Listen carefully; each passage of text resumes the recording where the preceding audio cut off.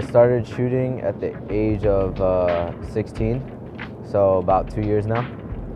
I started urban exploring about last summer when I started linking up with people that shoot rooftops and stuff, and we kind of got into the whole urban exploring scene. I followed them on Instagram because I like their photos, and just hit them up and ask them if they want to shoot. That's how you meet new people, and luckily the people I've met are good friends of mine now. Instagram really helped me get together with all the other people that had the same kind of interests as me, and that also wanted to urban explore New York City. And I would also bring my camera along, and back then when I first started doing this, I didn't really know much about photography. I did get a lot of tips and tricks from people I shoot with and hang out with that shoot photos. I just bring my camera and shoot on auto. And eventually my friends and people I met kind of gave me some pointers and tips and tricks. And I started shooting on manual and learned how to use my camera to its full potential. Well, we used to work together. We met at a coffee shop. And then one day after work, you had brought your camera, right? Yeah, I was like, oh, I'm just gonna go shoot around. And he was like, oh, I know this rooftop we can go on. And I'm like, all right, let's go. And we went. The night after that, I was out and he called me and he was like, oh, I just climbed the Williamsburg Bridge. And I was like, oh my God. Yeah, we've been arrested together. We were get these. They already have our names. So, but yeah, 30 cops and a SWAT team. Yeah, SWAT team. Yeah. They dragged us through Times Square in cuffs. Yeah, I mean, I think at first they thought we were jumpers. So when I remember doing a couple feet shots and then looking down to the lower part of the roof and seeing the cops. I've been, shooting urban exploring for about 2 years the most. It's probably, I guess, the most exciting thing I've ever done. That's all I can say, really. Oh, let's work with one. Let's leave.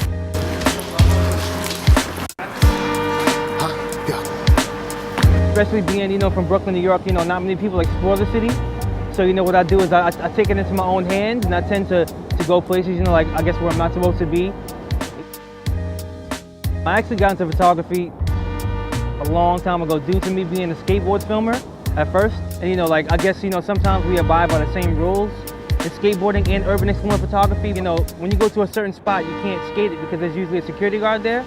When you're skating, you want to be recorded, you want to be filmed, just like all the pro skaters.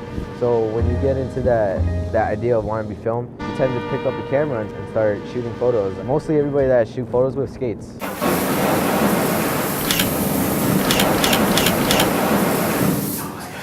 For a while, me and my friend Night Shift had been scoping out a 432 Park Cap, and we thought it was a possible project that we can, maybe sneak into this building and get to the top. We decided to just go for it. Eventually walked up all the 90 flights of stairs and got to the top. Nothing about the building really specifically made me want to climb it. It was just tall and it was there. It was kind of our Everest.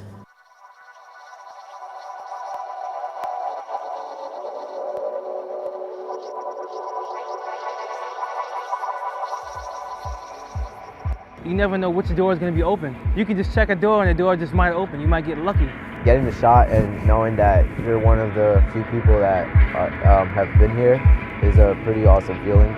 It's an addiction. You get not only just wanting to check out new spots, it's pure curiosity, but also there's an adrenaline rush associated with it. The thrill of going places where I'm not supposed to go, is the best part about it.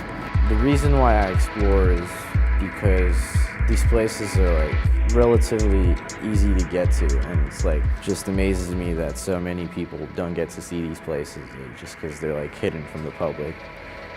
I can do it, so I will do it. All Points Project is a part of Seeker Stories.